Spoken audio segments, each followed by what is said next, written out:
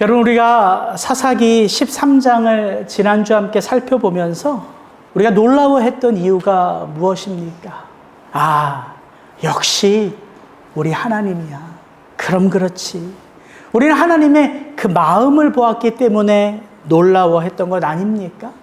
가장 어두웠던 때에 하나님은 패역한 자기 백성을 그냥 두지 않으시고 그들을 구원할 사사를 찬찬히 소리 없이 준비하고 계셨지요.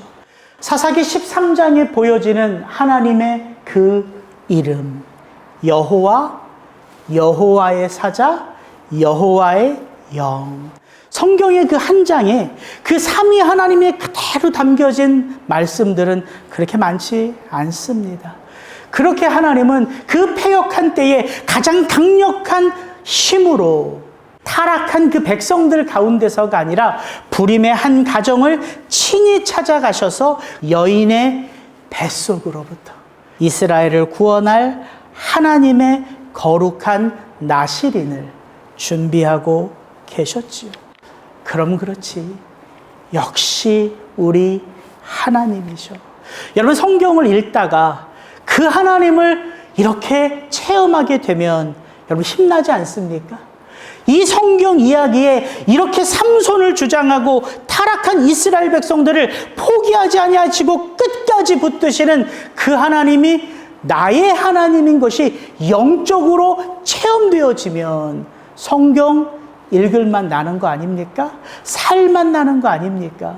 우리는 그렇게 어둠의 때에 그 가장 강력한 힘으로 그 패역한 백성들 가운데 함께 하시는 하나님을 나누었지요. 그래서 여러분 14장으로 넘어가는 우리의 마음이 기대가 되는 것 아닙니까? 손바람이 나는 거 아닙니까? 여러분, 드라마를 봐도 영화 한 편을 봐도 이게 기대가 되면 그 장면 하나하나가 설레이잖아요. 그래서 사사기 14장을 넘어가는 우리의 마음에도 그런 기대감을 가지고 14장을 열지요. 그런데 이게 웬걸?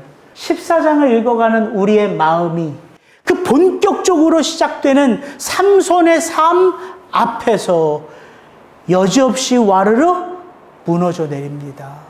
아니, 거룩한 나실인 삼손의 삶이 이게 뭐야? 아니, 도대체 그 삼손의 삶에는 무엇이 문제였길래 그는 구약의 타락한 탕자처럼 살아가는 것인가? 그의 이야기가 본격적으로 시작되는 14장을 통해서 한번 좀 그 내용을 살펴보기를 원합니다. 삼손의 이야기가 본격적으로 시작되는 우리 1절부터 3절 같이 한번 읽어봅니다. 삼손이 딥나에 내려가서 거기서 블레셋 사람의 딸들 중에서 여자를 보고 올라와서 자기 부모에게 말하여 이르되 내가 딥나에서 블레셋 사람의 딸들 중에서 한 여자를 보았사오니 이제 그를 맞이하여 내 아내로 삼게 하소서 하매 그의 부모가 그에게 이르되 내 형제의 딸들 중에나 내 백성 중에 어찌 여자가 없어서 내가 할례받지 아니한 블레셋 사람에게 가서 아내를 맞으려 하느냐 하니 삼손이 그의 아버지에게 이르되 내가 그 여자를 좋아하오니 나를 위하여 그 여자를 데려오소서 하니라. 여러분, 공교롭게도 삼손의 삶은요 내려가는 것으로부터 시작합니다. 그가 딥나에 내려가서. 저는 문득 요나의 삶을 소개하는 요나서 1장이 떠오르더라고요. 니느웨로 가서 그 니느웨 백성들에게 회개의 메시지를 전하라는 그 하나님의 음성을 듣고 요나는 어디로 갑니까? 니느웨로 가지 않지요. 그 니느웨의 반대편인 다시스로 가기 위하여 욥바로 내려갑니다. 욥바로 내려가고 그는 그 욥바에서 그 다시스로 가는 배를 타 그 배 밑창으로 내려가고 그는 거기서 커다란 풍랑을 만나 바다 밑으로 내려가고 결국은 그 바다 밑에서 고래 뱃속으로 내려갑니다. 그게 요나서의 시작이에요. 여러분, 성경은 이렇게 어떤 단어 하나하나 속에 어떤 의미를 담아놓고 표현하는 구절이 있는 거예요. 삼손이 딥나에 내려가서 왠지 좀 심상치가 않습니다. 그는 도대체 딥나, 그 블레셋 지경으로 내려가서 무엇을 하죠? 그 블레셋의 딸들 중에서 한 여자를 보고라는 표현이요. 또 사사기 14장에는 반복해서 나옵니다. 그녀를 아내로 삼고자 하지요. 삼손, 그가 처음으로 사사기 14장에 등장하는 그의 모습은 사명에 불타는 청년의 모습으로 등장하지 않습니다. 나라의 독립을 위하여 애를 쓰는 애국지사의 모습으로 등장하는 것도 아니에요. 마치 한국교회 그 대부분 권사님들의 첫 번째 기도 제목, 결혼 문제로 그렇게나 권사님들의 속을 썩이는 그 아들같이 등장합니다. 이게 삼손의 모습이에요. 그의 모습 속에는 하나님의 사명, 불타오르는 나라를 향한 애국지사의 마음 전혀 아닙니다. 그는 여자의 눈이 팔려 있고 마음이 빼앗겨져 있어요. 여러분, 요즘 최신 AI 검색창에 제가 이렇게 한번 질문을 쳐보면 어떤 답이 나올까요? 인간이 짓는 농사 가운데 가장 어려운 농사는 무엇입니까? 이렇게 AI 검색창에 제가 이렇게 질문을 던져 놓으면은 아마 AI는 이렇게 답변할 거예요. 계절에 따라, 상황에 따라, 환경에 따라 가장 짓기 어려운 농사는 뭐뭐입니다. 아마 순서를 정하여 논리적으로 차곡차곡 최신 인포메이션을 쫙 하고 펼쳐놓을 거예요. 그러나 제가 동일한 질문을 나이가 지긋한 장로님들이나 권사님들에게 묻는다면 그분들은 어떤 대답을 내놓을까요? 인생 살아보니까 가장 짓기 어려운 농사는 바로 자식 농사예요. 왠지 그 권사님들, 장로님들의 그 대답에 공감이 되지 않습니까? 결혼을 하고 첫 아이가 태어나는 그 순간부터 그 아들과 딸은 그의 첫 생명의 시작부터 그의 부모라는 내 삶이 마칠 때까지 모든 부모는요, 그 자녀들과 뗄래야 뗄 수 없는 오묘한 관계 속으로 들어가는 거 아닙니까? 우린 그렇게 부모가 되는 거죠. 그 아들, 딸 때문에 웃기도 하고 그 아들, 딸 때문에 또한 울기도 하는 것이지요. 그게 부모와 자식의 관계입니다. 그렇게 본다면 이 삼손은요, 마노아와 그의 아내에게는 어떤 아들입니까? 물론 모든 자녀들은 하나님의 축복의 선물이에요. 그러나 마노아와 그의 아내는 친히 여호와의 사자를 만나 불임의 우리 가정 가운데 축복의 선물 삼손, 앞으로는 나실인이 되어 타락한 이 백성을 구원할 축복의 아들을 직접 들었어요. 여러분, 삼손의 부모에게 있어서 삼손은요, 부인할 수 없는 축복, 부인할 수 없는 하나님의 선물이죠. 그런 삼손일진데 사사기 14장을 열면서 만나는 이 삼손의 모습은 그 부모의 속을 그렇게나 썩이는 속 썩이는 아들로 등장하고 있다는 거예요. 제가 사사기 14장을 이번 주 찬찬히 읽어가는데 가장 먼저 설교하고 싶은 내용이 뭐냐면요. 꼭 우리 성도님들에게 이 설교부터 먼저 해야 되겠다. 누구에 대하여? 지금 여러분의 속을 썩이는 그 아들, 그 딸들. 삼손의 모습을 보면 그들이 내 속을 썩이는 거는 좀 귀엽게 그래도 봐줄만 하지 않습니까? 하나님의 축복의 선물이라고 하는 삼손이 이 정도인데 우리 자녀들이 속 썩이는 그 정도는 그래도 눈 감아주고 기다려줄 만하지 않을까 싶은 마음인 거예요. 물론 우리의 자녀들이 지금 내 눈에는 속이 차지 않고 내 기준에는 한량없이 부족하고 그 녀석들 때문에 내 속 썩이는 내 마음 한복판을 보면 빈 구석이 너무너무 많아요. 워낙 속을 많이 썩여서. 그래도 이 삼손의 이야기를 주목해서 보면 우리 아들, 우리 딸 정도면 그래도 내가 그들을 위하여 다시금 기도의 무릎을 꿇을 만하지 않냐는 거예요. 왜요? 그 하나님 아버지 앞에서 나도 가장 필요한 건 다른 은혜가 아니라 다시의 은혜이기 때문이에요. 끊임없이 그 하나님 아버지 앞에 넘어지고 끊임없이 그 하나님 아버지의 기준 앞에서는 턱없이 부족한 내 모습임에도 불구하고 그 아버지 하나님 앞에 조금이라도 내 마음을 다하여 나아가 엎드리면 하나님은 그 손 다시 내밀어 주시거든요. 그래 아들아, 그래 내 딸아, 그래 내가 너를 사랑한다. 아니 이번 주 14장을 이렇게 읽어보니까 설교할 내용이 별로 없어요. 14장을 쭉 읽어보니까 전체를 다루려고 하니까 더워 죽겠는데 너무 길어질 것 같고 반으로 자르려고 그러니까 누구나 다 아는 그 설교밖에 못 하겠는 거예요. 그래서 제가 이 성경을 탁 덮고 하기 싫은 거예요. 준비하기 싫은 거예요. 왜? 준비 안 해도 그만큼은 설교할 수 있을 것 같거든요. 그래서 계속해서 금요일, 토요일 아침까지 계속해서 그 마음으로 이거 가지고 설교 단에 올라가야 돼 말아야 돼. 저희 어머님이 아니나 다를까 거긴 주일날이 하루 우리보다 앞서잖아요.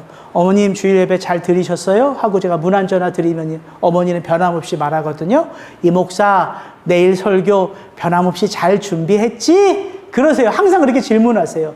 내가 어머니한테 엄마 사사기 14장 설교할 게 없어. 그러고서 그냥 풀이 주고 전화를 탁 끊었거든요. 그리고 나서 잠시 제가 침대에 이렇게 걸터 앉아 있는데 어떤 생각이 나냐면 설교를 할 목사는 그 내용이 뻔하다 풀이 주고 있는데 누구 생각이 나냐 하면 오늘도 이 설교를 듣고자 사모하는 마음으로 나올 성도님들이 있다는 게 문득 제 안에 느껴지더라고요. 더군다나 오늘 우리 예배 마치고 새가족 환영회 하잖아요. 그 새가족 환영회에 올해 우리 교회에 하나님 복의 복을 더하여 주셔서 9명이나 새로 나온 것을 기쁜 마음으로 그 음식을 준비할 성도님들이 문득 생각이 나는 거예요. 하나라도 더 맛있는 음식을 준비하고자 이 예배를 위하여 마음 쏟는 성도님들이 생각이 나니까 제가 눈물이 터지더라고요. 목사 때문에 예배가 있는 게 아니구나. 내 설교하기 위하여 이 예배에 단이 있는 게 아니구나. 그렇게 오늘도 그 하나님을 만나고자 오늘도 그 하나님 입에서 선포되는 그 말씀을 내 마음에 담아내고자 그렇게 사모하는 심령이 되고 간절한 심령이 되어 나아오는 그 한 분의 그 성도 때문에 예배는 오늘도 하나님의 은혜로 하나님 앞에 드려지는 것이구나. 그 마음이 드니까 제목이 나오더라고요. 진짜 아버지.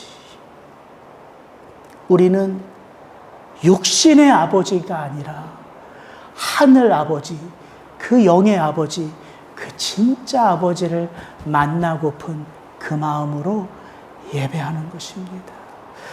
여러분 3절을 한번 보세요. 이 삼손을 향하여 그의 아버지, 어머니, 마노아와 그의 아내가 뭐라고 말하는지 이렇게 말합니다. 그의 부모가 삼손에게 이르되 아들아 내 형제들의 딸들 중에나 내 백성 중에 어찌 여자가 없어서 내가 할례 받지 아니한 블레셋 사람에게 가서 아내를 맞이하려 하느냐. 여러분 자식 이기는 부모 있습니까? 여러분 자식들 이겨요? 그 자식들과 충돌하면 결국에는 누가 져요? 부모가 져요. 힘이 없어집니까? 아니요. 더 사랑하기 때문에 지는 거예요.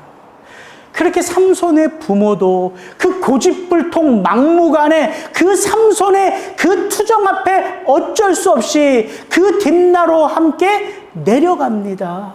그때 그 삼손의 말, 그 고백을 한번 들어보십시오. 내가 그 여자를 좋아하오니 나를 위하여 그 여자를 내게 데려오소서. 이게 삼손의 고백이에요. 이 히브리어 원어의 의미를 그냥 그 원어의 의미대로 풀어보면 이런 거예요.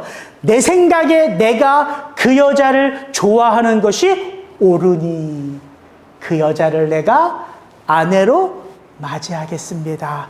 이 표현이에요. 지금 삼손의 이 표현, 사사기 전체의 이스라엘 백성들의 그 고백 같지 않습니까? 그때의 이스라엘에는 왕이 없어서 모든 사람들이 각기 자기 소견에 옳은 대로, 자기 생각에 옳은 대로, 자기 느낌에 옳은 대로 그렇게 자기가 원하는 삶을 살더라. 여러분, 삼손의 이 표현 하나가요. 왜 사사기 13장부터 16장까지 삼손은 그 어머니의 뱃속으로부터 거룩하게 구별된 나실인으로 태어났지만 그는 실패한 인생을 살았는지 이 삼손의 표현 하나가 정확하게 우리에게 답을 말해줍니다. 삼손의 삶을 움직이는 힘, 그 동력이 누구예요? 나요, 나. 내가 보기에 좋으니까, 내가 보기에 옳은 것 같으니까, 지금 내게 필요하니까, 내 느낌이 그걸 원하니까 그 여자를 내게 데려오소서. 그리고 삼손의 이 주장 앞에서 그들의 부모 마노아와 그의 어머니도 어쩔 수가 없어요. 삼손만 실패한 인생이 아니라 오늘 사사기 14장을 보면요, 마노아와 그의 아내도 실패한 인생으로 사사기 기자는 기록하고 있어요. 왜냐하면 5절에 보니까 이렇게 나오거든요. 삼손이 그의 부모와 함께 딥나에 내려가. 10절도 보십시오. 삼손의 아버지가 여자에게로 내려가매. 그들 부모도 어쩔 수 없이 내려가는 삶을 살아가고 있단 말입니다. 삼손의 부모가 뭐에 실패한 거예요? 삼손에게 주어진 하나님의 사명을 제대로 가르치고 전해줄 하나님의 사명의 계승에 실패한 거예요. 그러니까 제가 알겠더라고요. 지금 삼손의 모습과 그의 부모의 모습은 실패한 누구의 모습 그대로를 드러내고 있어요? 이스라엘 백성들. 하나님의 사명은 다 사라진 백성들이에요. 여러분, 삼손의 마음속에는요, 하나님의 사명은 그림자도 없습니다. 삼손의 삶 속에는요, 하나님의 백성들은 그림자도 없어요. 뭐만 가득해요? 내 느낌, 내 감정, 내 생각, 내 원함. 그것으로 가득 차 있어요. 누구조차 하나님이 구별하신 거룩한 나실인조차. 아니, 삼손은 실패할 수 있다고 생각해요. 왜? 성경 어디에도 삼손이 직접 여호와의 사자로부터 하나님으로부터 그 사명을 들었다는 건 아직은 안 나와요. 그럼 누구는 그 하나님의 그 사명을 그 귀로 듣고 그 마음에 새겼지요? 누구는? 마노아와 그의 아내는.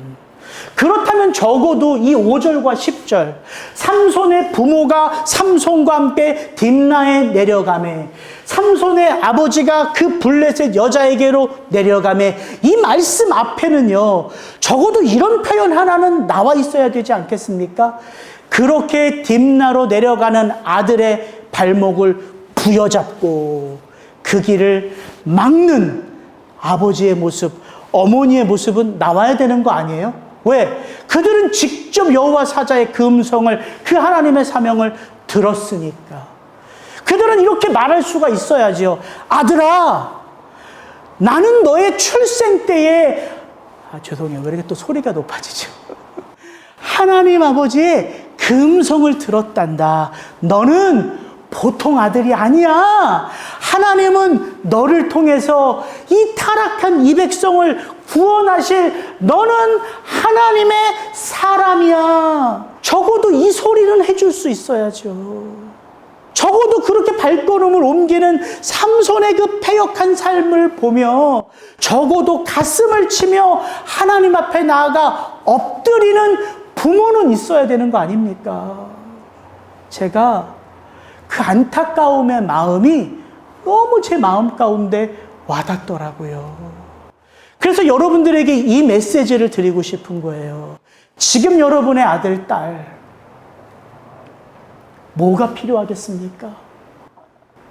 이제는 목사님 다 컸습니다. 직장 다니면 다 큰 거예요? 목사님, 우리 아들 벌써 결혼했어요. 결혼하면 다 큰 것입니까? 목사님, 우리 딸들은 애가 둘이에요. 애 둘 낳으면 다 큰 거예요? 우리 아닌 거 알잖아요. 결혼을 하고 아이를 낳고 내 인생 40살이 되고 50살이 되고 60살이 돼도 우리는 모르잖아요. 우리 어머니, 우리 아버지가 나를 어떤 마음으로 여전히 지켜보는지. 나이 94세 된 저희 어머님은요, 나이 50 넘은 이 아들이 아직도 애예요, 애. 제 얼굴 표정 하나 바뀌고요, 제 목소리 하나 심 빠지면요, 벌써 어머님 마음이요, 눈물이 그렁그렁 하세요. 그런 어머니를 제가 가끔씩요, 카톡으로 화상으로 이제 전화를 하니까 그런 어머니의 모습을 제가 가끔씩 이렇게 멀찌감치 제 눈물을 감추면서 이렇게 바라볼 때가 있어요. 어머님이 살아계시니까 내가 이렇게 전화라도 드려 그 어머니의 모습을 바라볼 수 있지. 어머님이 돌아가시면 이것도 못하면 죄송한 이 마음을 어떻게 표현할까. 어머니의 그 사랑의 100분의 1인들 우리가 갚을 수 있겠습니까? 결혼했다고요? 자식들이 있다고요? 돈 잘 번다고요? 어른 아닌 걸 누가 알아요? 내가 알아요. 그래서 우리 자녀들에게 필요한 건 그들의 그 연약한 믿음을 품어줄, 그들의 삶을 다시금 일으켜 세워줄 그들을 위한 기도의 무릎입니다. 다른 게 필요한 게 아니에요. 그래서 이 삼손의 모습을 보면서 저는 여러분에게 이 메시지를 도전하고 싶어요. 사랑하는 여러분의 아들, 여러분의 딸들을 위하여 여러분의 기도의 무릎이 다시 든든해지시기를 주의 이름으로 축복합니다. 내 기대에 차지 않고 내 마음에 들지 않아도 여러분이 오늘 이 메시지를 들으면서 그 아들과 딸들을 좀 여유 있게 바라볼 수 있는 여유로운 마음이 여러분 안에 충만해지시기를 주의 이름으로 축복합니다. 오늘 이야기는 다른 이야기가 아니에요.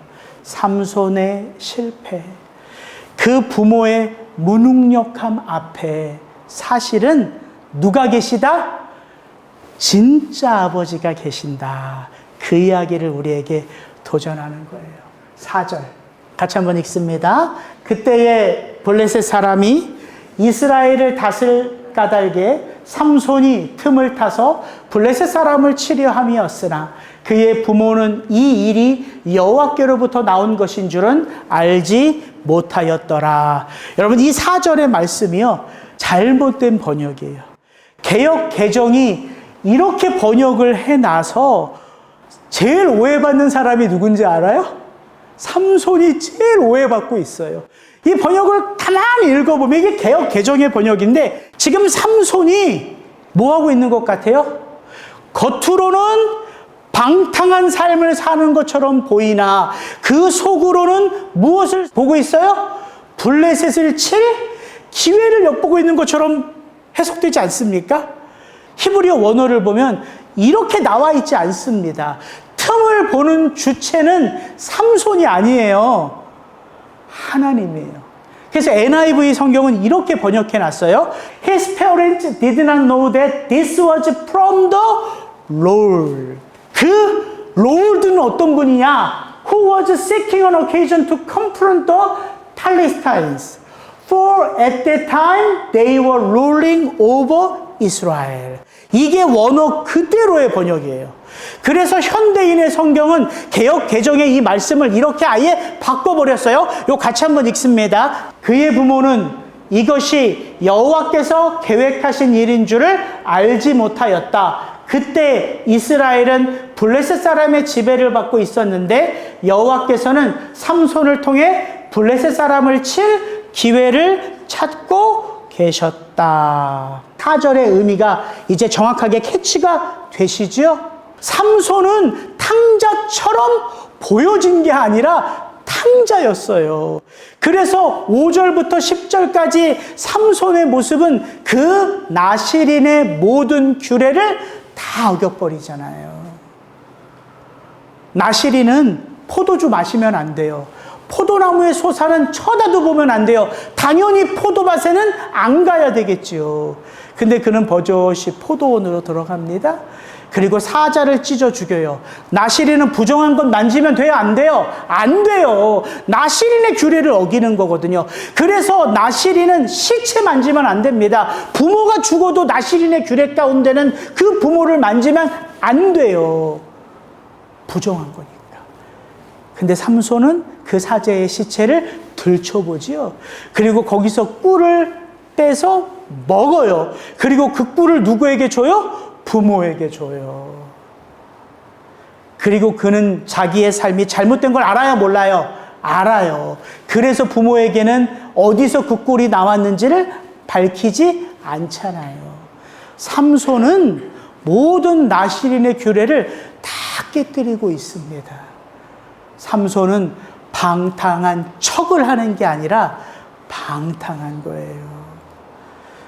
그렇게 사사기 14장에 등장하는 사사 삼손도 그의 부모도 다 무기력합니다. 거룩함과는 거리가 멀어요. 그런데 그들의 이런 실패 속에서도 누가 구원의 그 역사를 이루어 가신다? 여호와 하나님이. 그게 진짜 아버지 아닙니까? 여러분, 하나님의 구원 역사는요, 사람 하나가, 인간이요, 철저하게 자기를 지키고 율법을 지키고 하나님 앞에 순종하여 모든 하나님의 구원을 완성할 수 없습니다. 그런 인간은 없어요. 또한 하나님의 그 구원 역사는요, 그 어떤 인간들이 타락하고 죄를 짓고 악이 만연해도요, 그 인간들을 향한 하나님의 구원 역사는 이 땅에서 그 구원의 시계가 단 1분 1초라도 멈춘 적이 있습니까? 없습니까? 없어요, 없어요. 하나님의 구원 역사는 이 땅에서 단 1분 1초도 멈춘 적이 없습니다. 그래서 하나님의 구원은 다 누구 한 사람을 지향하는 이야기가 돼요? 누구 한 사람? 그리스도 예수. 하나님이시자 인간인 그 예수 그리스도의 그의 그 순종으로 말미암아, 그의 그 십자가로 말미암아 그 구원은 완성되는 거예요.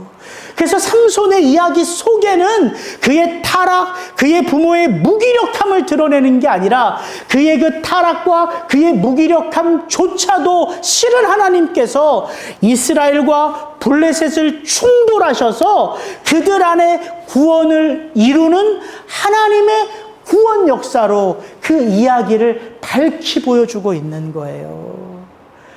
그래서 삼손의 이야기를 읽으면 우리는 누구를 기대하게 돼요?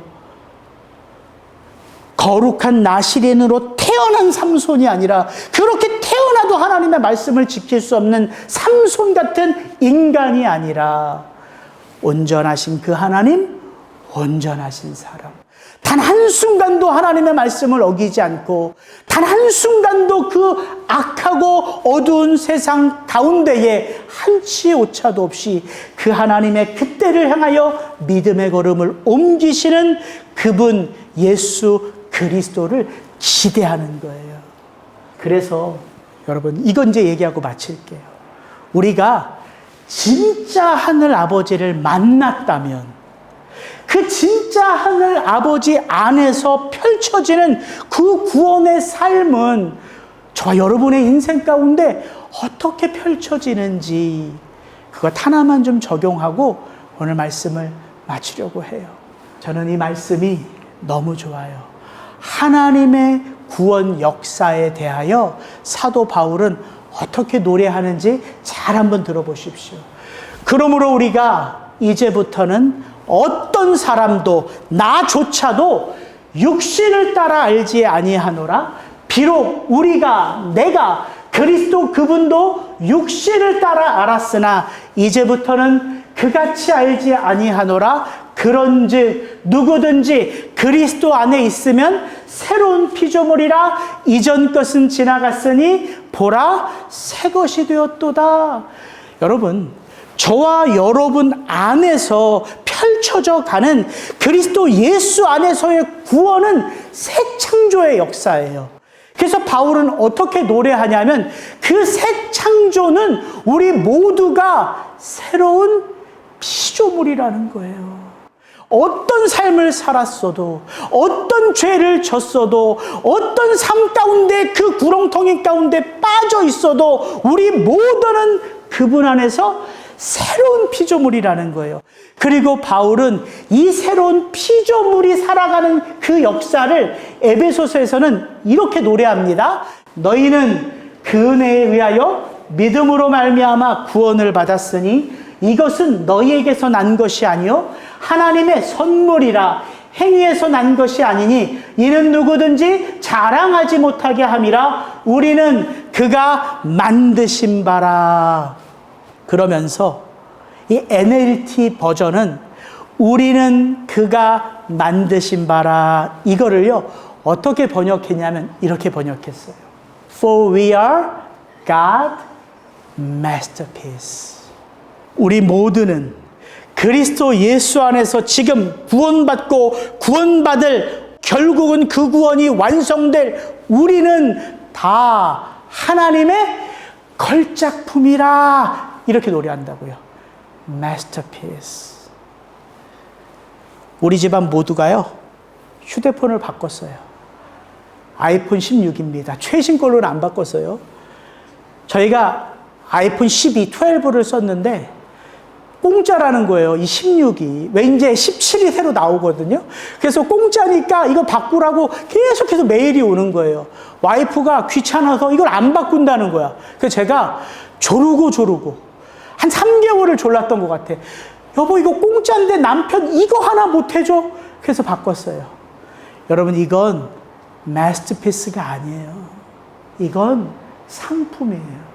근데 이 상품 하나가 제가 좋아가지고요 이걸 그렇게 닦아요. 커버를 새로 해요. 새로 붙여요. 계속 들여다봐요. 이 상품이 뭐라고. 이거 다 동일한 상품입니다. 똑같은 거예요. 그러나 하나님의 구원을 체험한 우리 그 누구는 똑같은 자가 있어요, 없어요? 없어요. 왜?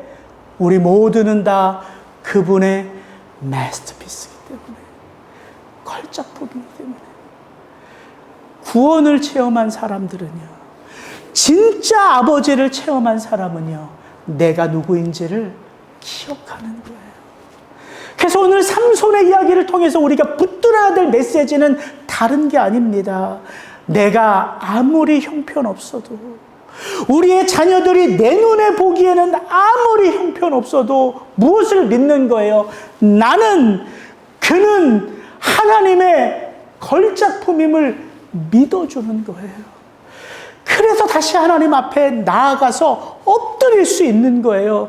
내가 나를 포기했고 내가 그를 포기했지만 하나님 아버지는 나의 진짜 아버지이시기에, 하나님 아버지는 우리 아들 우리 딸의 진짜 아버지시기에, 하나님 내가 그 말씀 믿고 하나님 앞으로 나아가 다시 기도합니다. 그 기도가 나를 바꾸고 우리 자녀들을 바꾸는 거예요. 여러분, 진짜 아버지를 만난 분들은요, 그렇게 인생 포기하는 자들이 아니라 세상 사람 모두가 다 그 인생을 포기하고 그 자녀들을 포기할 때에도 우리는 그 하나님을 아버지로 붙들고 있기에 포기하지 않고 다시금 기도를 시작하는 거예요. 그리고 그 기도가 우리의 삶을 바꾸는 거예요. 이게 우리의 삶 속에서 일어나는 구원입니다.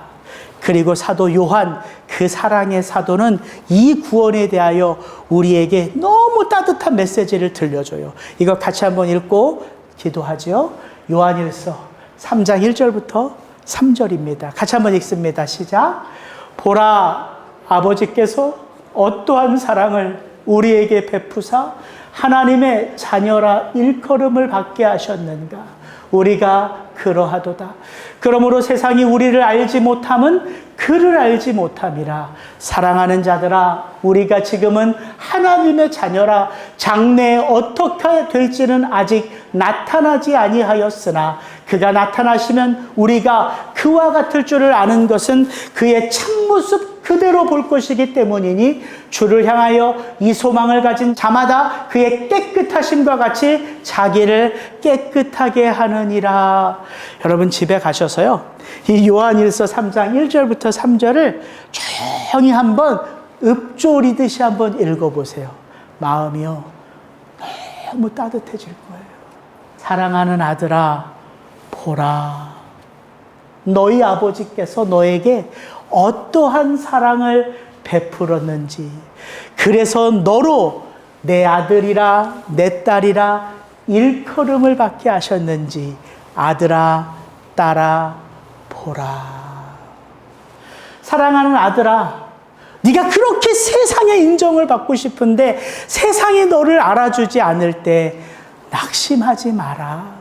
세상이 너의 존재, 그 가치를 알지 못하기 때문이야. 아니, 세상은 사실 나를 알지 못하기 때문에 너를 인정해 주지 못하는 거야. 아들아, 상처받지 마, 낙심하지 마. 그러나 나는 너를 믿는단다. 내가 너를 인정한다. 아들아, 나를 보려. 여러분, 그 아버지가 저와 여러분의 진짜 아버지십니다. 여러분, 그 아버지를 믿으신다면 그 믿음을 가지고 이 시간 잠시 우리의 자녀들을 그 아버지의 마음으로 한번 축복하며 기도해 보면 어떨까요? 같이 한번 기도하죠.